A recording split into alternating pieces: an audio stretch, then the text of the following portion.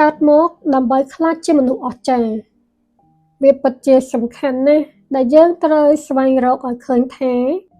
យើងកើតមកដើម្បីខ្លាចជាអ្វីព្រោះការមិនស្វែងរកឲ្យឃើញខ្លួនឯងកើតមកជាមួយគោលបំណងអ្វីនេះហើយដែលនាំឲ្យយើងវង្វេងដើរខុសផ្លូវធ្លាក់ចូលទៅក្នុងផ្លូវជីវិតរបស់អ្នកដទៃដោយមិនដឹងខ្លួន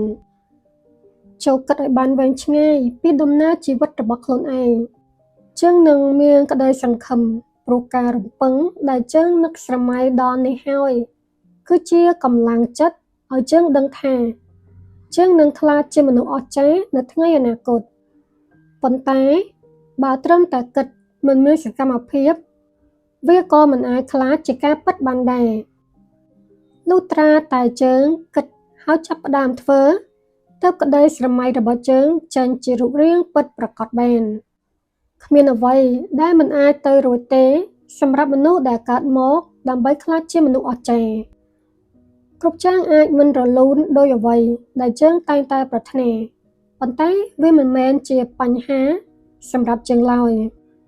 ហើយក៏គ្មានអ្វីមករារាំងដំណើរឆ្ពោះទៅកាន់គោលដៅដែលយើងបានកំណត់ទុកដែរបើយើងមានភាពជឿជាក់លើខ្លួនឯងថាអាចធ្វើបានពេលនោះយើងនឹងព្យាយាមប្រឹងប្រែងតាមវិធីផ្សេងៗដើម្បីឲ្យទៅដល់ក្តីស្រមៃរបស់ខ្លួនឯងជាមិនខានព្រោះយើងដឹងថាយើងកើតមកដើម្បីធ្វើជាអ្វីដែលយើងបានស្រមៃដល់នោះតែមួយគត់ចាំថាគ្មានអ្នកណាកើតមកខ្លាចជាយើងហើយយើងក៏មិនអាចខ្លាចជាគេបានដែរដោយសារមនុស្សយើងមានសមត្ថភាពពិសេសអស្ចារ្យពីកំណើតរៀងៗខ្លួនសំខាន់ស្ថិតនៅលើយើងខ្លួនឯងចូលព្រមបើកឱកាសឲ្យខ្លួនឯងស្វែងរកខ្លួនឯងជានរណាដែរឬទេ